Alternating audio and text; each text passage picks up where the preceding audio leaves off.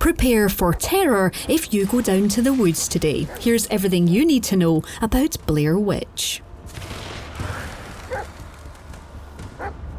What was that thing?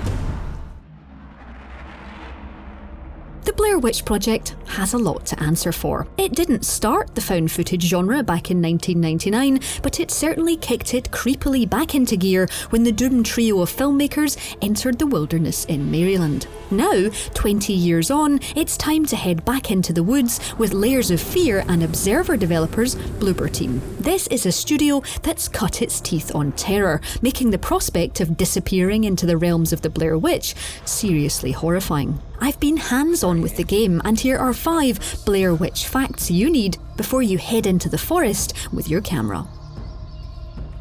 If watching the Blair Witch Project all the way back in 1999 made you never want to go outside again, let alone venture into collections of trees bigger than the ones in your local garden centre, you're not the only one. What is this? But this wouldn't be a horror game if it wasn't time to return to the infamous Burkittsville Woods, the exact stomping ground of poor Heather, Mike and Josh. This time, former police detective Ellis is heading into the woods in 1996 on the hunt for a missing boy. Interestingly, this is the time period between the events of the movie and the movie actually being released in cinemas. And while no one is officially saying that the game is canon, and it's Bloober Team's vision of the Blair Witch lore, there are just enough reminders here to prove that you're very much treading the same ground as the original movie and the 2016 sequel. Yeah, let's just pretend that Book of Shadows never happened. In excellent news though, you've got something that neither found footage movie had, and that's Canine Pal Bullet. Oh, good boy. And yes, I checked multiple times and you can in fact pet the dog. Although, with decision options that I'll go into in a second, I maybe wouldn't get too attached. Who's a good boy? Yeah, you are. If it wasn't bad enough heading into the woods alone with only a flashlight and doggo for company, it turns out that your decisions here matter. This is it. The place we were looking for. This isn't a Walking Dead situation where you'd get clear indications that Bullet would remember your actions, but his fate does depend on the way that you treat him throughout the game. A full behaviour wheel lets you pat your furry friend, as well as ask him to stick close, stay, or even to reprimand him. Although, why you'd want to do that is anyone's business. There are 2 main endings to the game, and thankfully, these rely on more than just Bullet. Despite being in the woods, there are actual people that you'll interact with. Unlike every other horror adaptation known to mankind, you not only have a mobile phone, but it actually gets reception. There's no WhatsApp to scream help into repeatedly, it's 1996 after all, but it does mean that Ellis can make and receive calls from his ex-wife as he's gradually sucked into the madness at work in the forest. Okay, I know I'm not making any sense right now, but that's the thing. The frequency of your chats and treatment of your ex-wife will also apparently have an input on the ending, so perhaps keeping in touch is no bad thing. Once this is over, call me if you want to ride home. Thanks, Jess. For everything.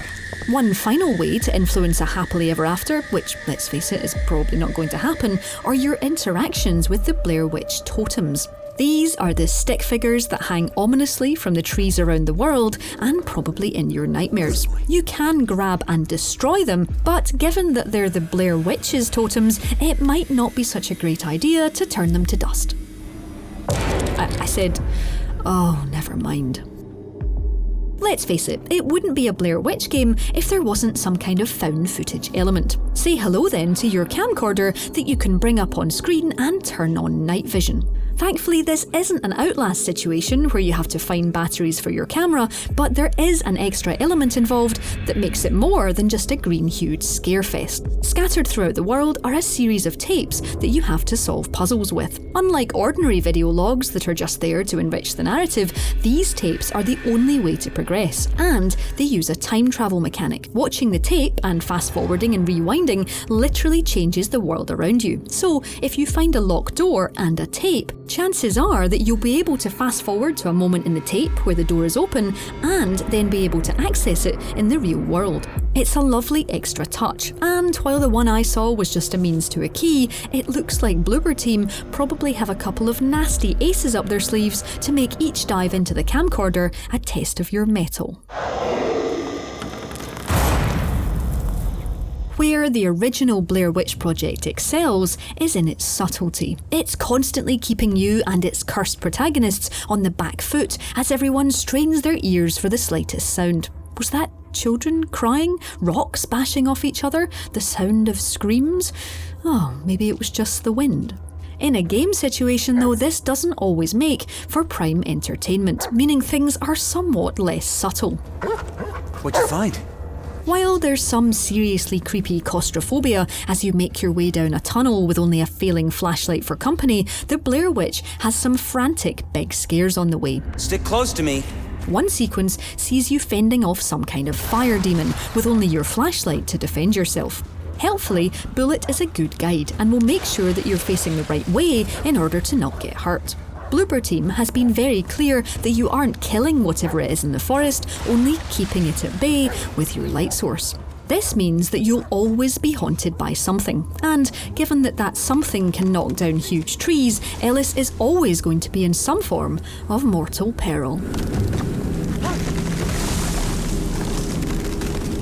And speaking of mortal peril, it's time for the final entry. Of course, the demo all ends up in the dreaded house from the end of the original movie. You know the one, the abode with the children's handprints on the walls that even the best realtor or estate agent couldn't advertise as a quirky living space. In his hunt for the missing boy, Ellis ends up alone in the house, creeping along corridors with his trusty flashlight on the hunt for a key to make his way into the cellar. Of course, you'd rather do anything else. It's here that you can see the claustrophobia and unexpected world changes that Blooper Team is so good at as they twist the house around you, turning every sense of direction you thought you had upside down.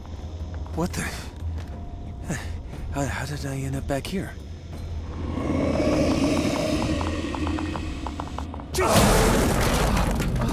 And yes, there are jump scares at play here too. Did I not warn you? So that's everything you need to know about Blair Witch before its release on August 30th.